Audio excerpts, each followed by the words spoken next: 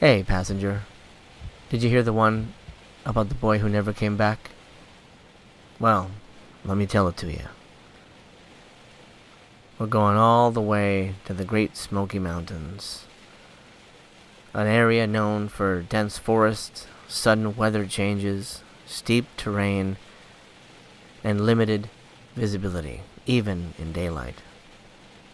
In June of 1969, it was also crowded. Families were hiking, enjoying the weather. Campers were plentiful.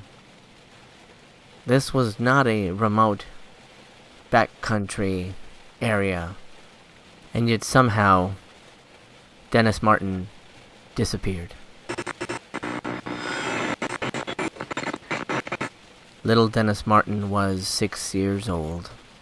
He was hiking with his family, which included his father and grandfather. He was experienced enough to be outdoors, but still very young. This was not a case of a child wandering alone for hours. The timeline for his disappearance is quite short. At Spence Field, Dennis and other children decided to play a brief game. They planned to hide and surprise the adults. Dennis ran off toward a wooded area. Witnesses saw him enter the trees.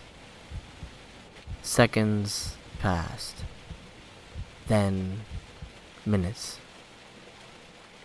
When he didn't return, naturally the adults got worried and went looking for him. Unfortunately, Dennis was gone. No scream was heard.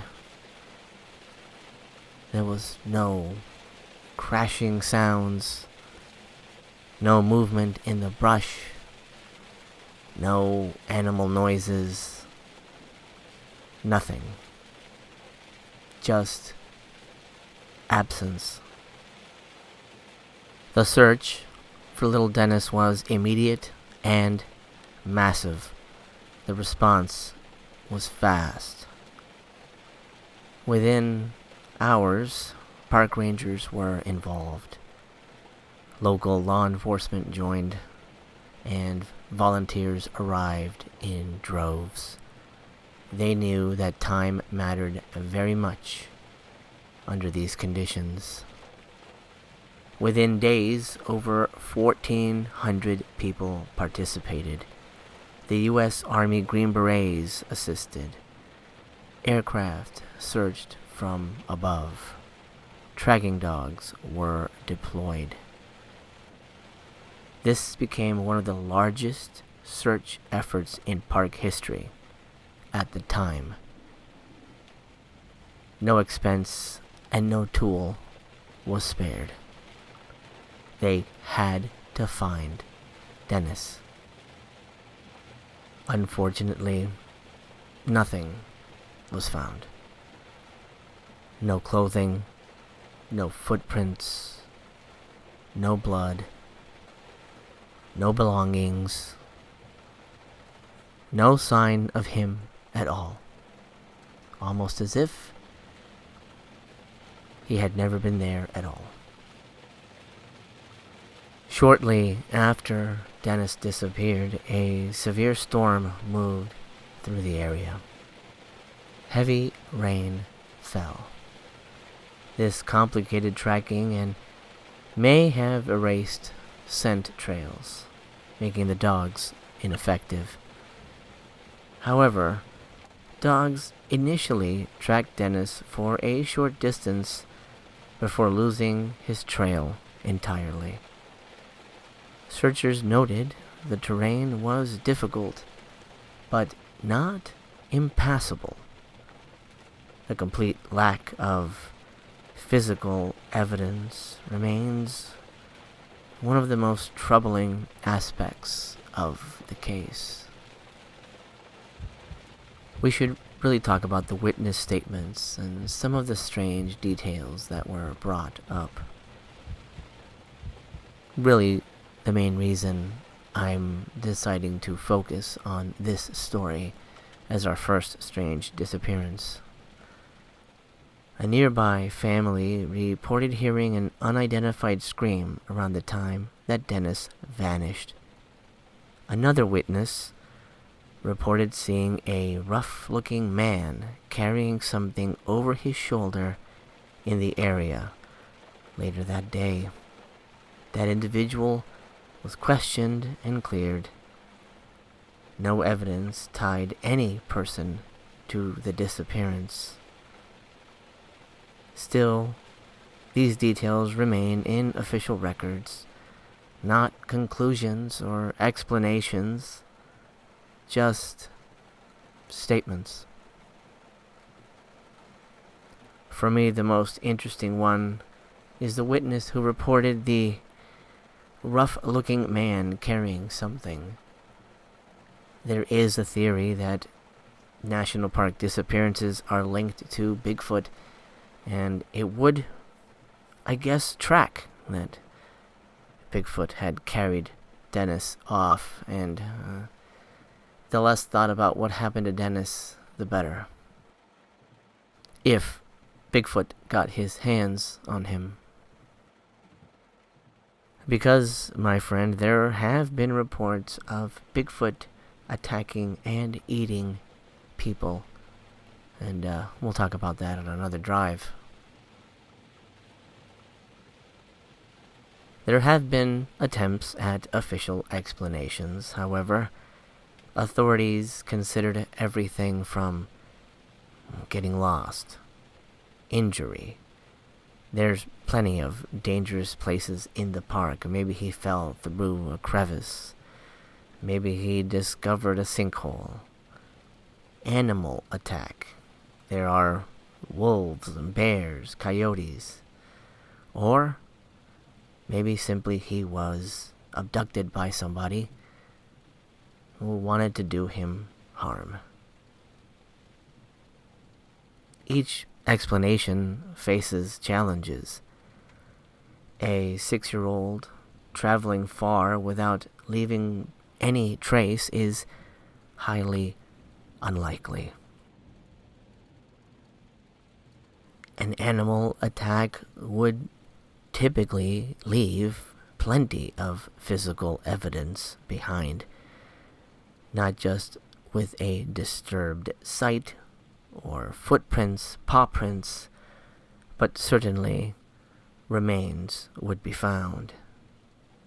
Even if they ate most of him, you would find the bones.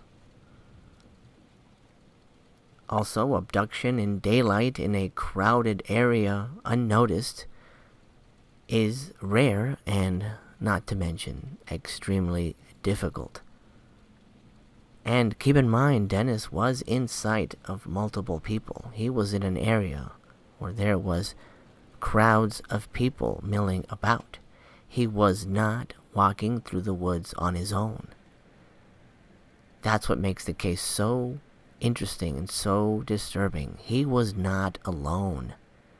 He was not backpacking through the woods on some kind of lonely sojourn through the woods. He was among friends and family when he vanished into thin air.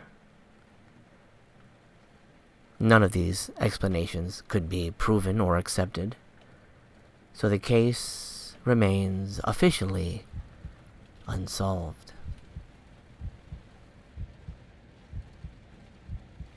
The disappearance of Dennis Martin is frequently discussed in relation to Missing 411.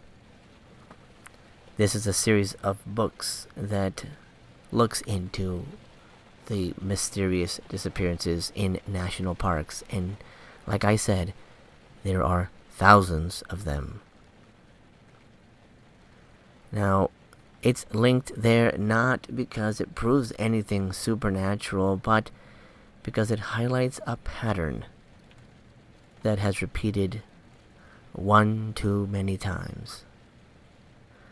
A sudden disappearance, a young victim, no physical trace evidence. extensive searches coming up with nothing, and no final resolution.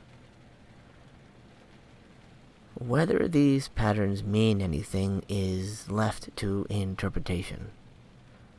The facts themselves do not change. There is one anecdotal story that gets a little crazy. This comes from Michael Torr.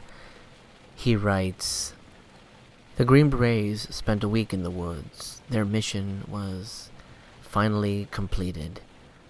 One of the soldiers told FBI agent Jim Reich that they found the little boy's skeleton, his red shirt, and other human skeletons.